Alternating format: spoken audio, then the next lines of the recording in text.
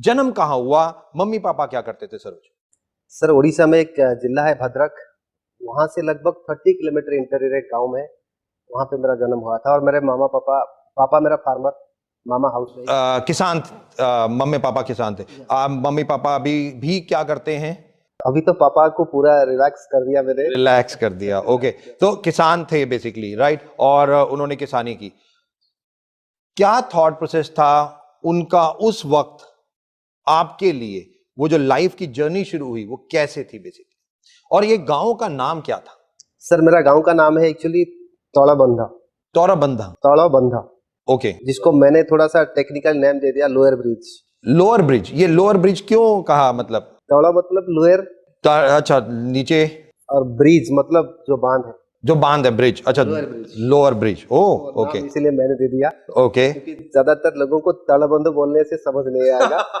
हमेशा मैडम को लगता है कि यार तुम्हारा गांव का नाम तड़बंध है, तुम इसको लोअर ब्रिज क्यों बोलते हैं? मैंने बोला थोड़ा सा सोच मैंने बढ़ा दिया। और राइट, सरोज, बहुत इंटरेस्टिंग लग रहा है बिकॉज भद्रक से 30 किलोमीटर दूर एक छोटे से गांव में जन्म हुआ, राइट? और मम्मी पापा किसान, फादर जो किसान हैं बेसिकली, और ऑटोमेटिकली जब पैदा हुए, कितने बहन भाई? जो पापा थे वो किसानी करते थे, उनका सोच क्या थी आपको लेके कि आपको आगे कैसे बढ़ाना है, या कैसे लाइफ की जर्नी शुरू? सर हम दो भाई हैं, और जब मैं 3 साल की था, 2 ढाई साल के, एग्जैक्टली मुझे याद नहीं है, 2 साल की उम्र में था, तो मेरा मदर का डेथ हो गया। I am so sorry. मेरे पापा, हम तब दो भाई थे, मैं बड़ा भाई लगभग 6 साल के थे, मैं लगभग 2 साल के थे सर।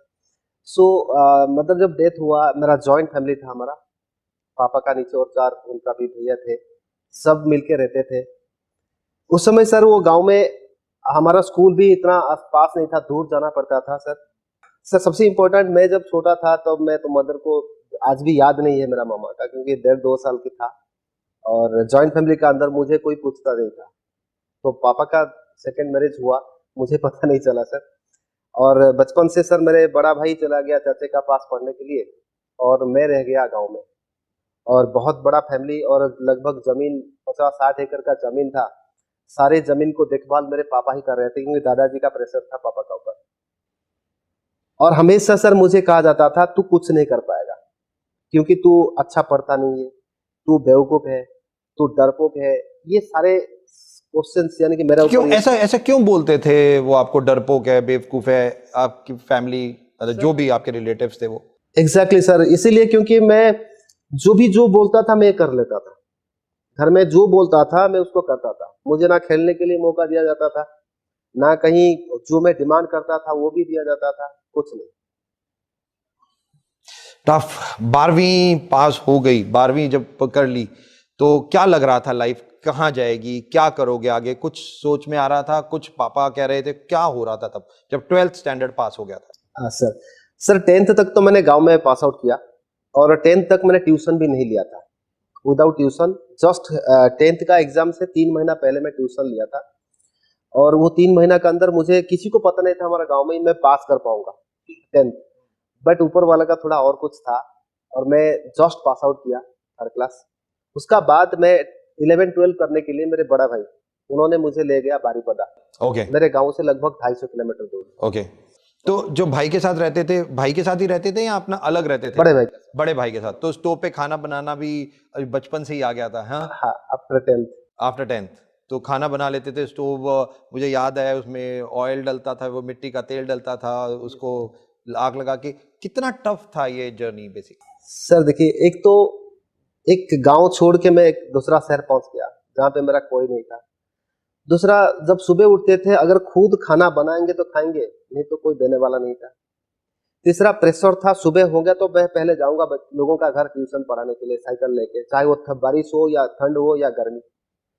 अगर एक दिन भी ट्यूशन किसी का घर नहीं जाएंगे, वो सवाल पूछेंगे सर आप क्यों नहीं आए। तो वहां पे भी डर था, लोगों का पास टाइम पे पहुंचना था। और एक तीसरा रेस्पॉन्सिबल बन गया था एट द एज ऑफ 15 कि एक बच्चे को ट्यूशन पढ़ाऊंगा, मतलब वो बच्चे को अच्छा परसेंटेज मार्क होना चाहिए, नहीं तो उनका पापा सवाल पूछेंगे। रिस्पॉन्सिबिलिटी आ गई थी, दूसरे की व्यक्ति की जिंदगी बदलने के लिए आपको अपने आप को झोंकना पड़ रहा था बेसिकली। सर 2004 जब भुवनेश्वर पहुंचा जनवरी को, तब मेरे एक दोस्त वो उनका एक स्टार होटल में काम था, स्वस्ति प्लाजा में, अभी स्वस्ति प्रीमियम है सर। उन्होंने मुझे बोला सरोज मैं जा रहा हूँ, थोड़ा आओ मदद करो। मैंने बोला चलो। तो नया नया पहुंचा था, उन्होंने लेके गया, उनका कुछ काम था, मैं पहुंचा तो जो मैं बड़ा ऐसे देख रहा था, वाह, पहली बार 5 स्टार होटल। 5 स्टार होटल देखने गया। तो मैं डर डर के एक जगह खड़ा हुआ था, वो गया अंदर काम कुछ करके आया। तो जब आया मैंने पूछा यार वो जो गाड़ियां सब अच्छी अच्छी गाड़ियां किसका है? बोला ये सब गाड़ी ना, ये सब बड़े बड़े बिजनेसमैन आते हैं यहाँ पे नाश्ता करने के लिए, चाय पीने के लिए और लंच डिनर करते हैं। तो मैंने पूछा बड़े बड़े बिजनेसमैन कोई नौकरी बंदा नहीं आते हैं? बोले नहीं, नौकरी बंदा अगर आएंगे इतना बड़ा नहीं, देखो ऑल्टो है, i20 है, इस तरह छोटे छोटे गाड़ी में आएंगे, बड़े बड़े बिजनेस में आते हैं यहाँ पे। तो उधर तो आ गए सर। आने का बाद मैंने उसी दिन रात को सोचा कि मैं कुछ ना कुछ तो करूंगा जिंदगी में, बट नौकरी कभी नहीं करूंगा। तो एमबीए पूरा हो गया था, राइट? एमबीए जब खत्म हुआ और अब इंश्योरेंस भी चल रहा था, राइट? उसके बाद लाइफ कैसे जा रही थी? उसके बाद क्या सोच रहे थे कि अब एमबीए पढ़ लिया तो नौकरी करूं या बिजनेस करूं? क्या सोच रहे थे उस वक्त? सर 2008 जुलाई मैंने पहली बार मेरे एमबीए भी चल रहा था, इंश्योरेंस चल रहा था, और उस समय मुझे वेस्टीज के बारे में पता चला 2008 में। ओके। 20 जुलाई 2008। 20 जुलाई 2008। ओके, अभी अभी गया है मतलब। हाँ राइट सर। 2008 20 जुलाई मुझे पहली बार मेरे ग्रेट अपलाइन जतिन साहब ने मुझे एग्जैक्टली रेलवे स्टेशन का अंदर, पहले तो 2 बार बुलाए थे कि सरोज प्रोग्राम है। मैंने बोला यार मैं नहीं जाऊंगा, मैं शो कर रहा था कि मैं एमबीए स्टूडेंट हूँ। सर इसीलिए मैंने उनको डिनाई किया था। एक बार 2 बार उन्होंने इनवाइट किया, तीसरी बार उन्होंने जब इनवाइट किया मैंने बोला ठीक है मैं आपको कांटेक्ट करूंगा। उस दिन था 20 जुलाई 2008। ओके। और मैं फोन किया, वो रेलवे स्टेशन भुवनेश्वर में वेट कर रहे थे। मैंने पहुंचा और पहली बार मैंने मुझे दिखाया प्लान फ्लिप चार्ट के माध्यम से। मैं लोग सुनते हैं, मैं उस दिन सुन नहीं रहा था, केवल मैं सुनने का साथ साथ समझ रहा था, क्योंकि भीड़ भाड़ जगह था railway station general. Very important दोस्तों, सुनना नहीं है, समझना है। और जैसा आपने देखा है, गांव में पैदा होके, एक छोटे से गांव में पैदा होके, लाइफ में चैलेंजेस के बाद किसी का सपोर्ट नहीं, सारी लाइफ सेकंड हैंड, उसके बाद भी नेवर गिव अप। अब सरोज एमबीए भी पास हो गई और वेस्टीज के बारे में भी किसी ने बताया आपको, जतेंद्र, रेलवे स्टेशन पे। तो रेलवे स्टेशन पे क्या हुआ? सर जैसे ही मुझे प्लान दिखा रहे थे, ऐसे ही दोनों कुर्सी में हम 2 बैठे थे, चारों तरफ से लोग आ रहे थे जा रहे थे। उन्होंने जब मुझे प्लान दिखाया सर, मुझे बताया गया कि सरोज ये नेचुरल सप्लीमेंट है, और मैंने धीरे सारे तो समझ नहीं आया। हाँ, ये पता चल रहा था हेल्थ केयर है, ये स्पैरुलिना है, ये समझ आ रहा था, कुछ नहीं आ रहा था। शुरू पहली बार मुझे पता चला नोनी क्या है, स्पैरुलिना क्या है, और पहली बार उस दिन मुझे पता चला कि वेस्टीज एक कंपनी है। तो जब वेस्टीज आ चुकी थी, वेस्टीज का पहला महीना कैसा गया काम करके? सर मैं जब ज्वाइन किया तब सर एक प्रोग्राम का अंदर मुझे पता चल गया था। शुरुआत में पहली बार एक प्रोग्राम अटेंड किया था, बली सर का प्रोग्राम था सर। ओके। उस समय कुछ लोग बली सर को पूछ रहे थे, मैं तो पूरा पीछे खड़ा था बट ड्रेस कोड में था। कुछ लोग किसी ने पूछा सर यहाँ पे 1 लाख इनकम करने के लिए कितना टाइम लगेगा? सर ने उस समय कहा 3 से 5 साल। 2008 20 जुलाई अगस्त का बात कर रहा हूँ सर। जब 3 से 5 साल बोले, मैं उस दिन सुन के आके रात को मुझे नींद नहीं आया। मैंने बोला यार 5 साल बाद में 1 लाख इनकम कर लूंगा तो मुझे कैसा लगेगा? तो यहाँ पे मैं 2-2.5 हजार इनकम था वेस्टीज से इंश्योरेंस सेक्टर में। तो 1 लाख 5 साल बाद इनकम करूंगा, ये सोच के मैं खुश हो गया। तो मैंने प्रोडक्ट लेके जाता था सुबह से, और तब मैंने ठान लिया था फुल टाइम करूंगा सेकेंड मंथ से। तो प्रोडक्ट लेके, तो पहले महीने का चेक कितना आया था? कुछ आया था? इनकम आई थी, नहीं आई थी? 54 रुपीज। 54 रुपीज 54 रुपीज, वो आया नहीं होगा, 100 से नीचे आता नहीं था। सो मैं जब निकल के जाता था सर, मेरा टारगेट था मैं ज्यादा से ज्यादा लोगों को मिलूंगा, प्रोडक्ट शेयरिंग करूंगा, क्योंकि शुरुआत में तो नेटवर्क नहीं होगा सर। मेरा एक टीम था जिसका नाम साइन टीम, क्रिकेट टीम का नाम था। वहां पे मैं कैप्टन था और ऑल इन ऑल था। 40 बच्चे थे मेरे टीम का अंदर। तो सर वहां पे भी एक भी कोई नहीं किया, उन्होंने भी ज्वाइन नहीं किया, कोई नहीं किया। कहीं कोई दोस्तों ने, सबने मना कर दिया, क्रिकेट टीम में जो दोस्त थे सबने मना कर दिया, तो ज्वाइन किसने किया? बड़े भाई तो गुस्सा हो गए मेरे ऊपर। जो बड़ा भाई मेरा एजुकेशन गुरु तब थे, आज भी है। और पापा मामा 6 महीना तक बात नहीं किया। पापा मम्मा ने बात करना बंद कर दिया? क्योंकि बड़े भाई ने बोल दिया पापा मामा को, तुम्हारा ये छोटू कुछ इधर उधर देखो, अच्छे खासा इनकम इंश्योरेंस कर रहा था, नौकरी करना मना कर रहा है, और ये कोई चेन सिस्टम ज्वाइन कर दिया। ओह, तो पापा वही बांध कर दिया। और उसका बाद सर मेरे चाचा का बेटा भी वो बोले ये सब काम थर्ड ग्रेड लोगों का काम है। और मैं उस दिन ठान लिया कि मैं इस कंपनी के अंदर तो करूंगा काम, और आने वाला दिन में मुझे करके दिखाना है।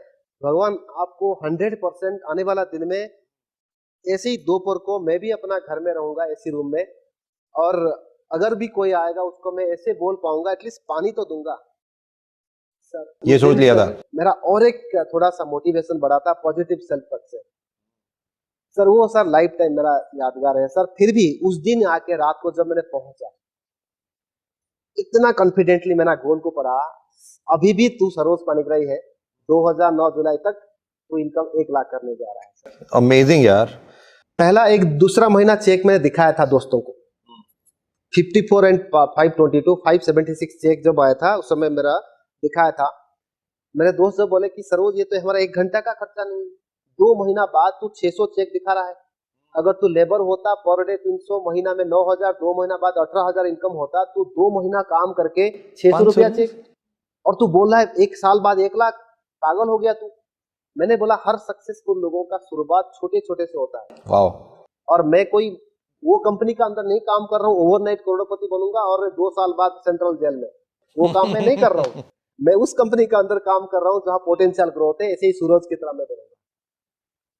तो तीसरे महीने, चौथे महीने, अब छठे महीने 32,000 रुपए पे पहुंच गए थे। धीरे धीरे बढ़ा सर, एग्जैक्टली 2009 जुलाई। Right, wonderful. देखने का नजरिया दोस्तों, पहले महीने का चेक 54 और सेकंड मंथ का चेक तकरीबन 600 रुपए, 576 रुपए। लोग कह रहे थे 2 महीने में 600 रुपए कमाए, बट देखने का नजरिया, सरोज देख रहा था 54 से 576 पहुंच गया, यानी कि हाउ मेनी टाइम्स मैंने अपनी इनकम को 1 महीने में इंक्रीज कर लिया।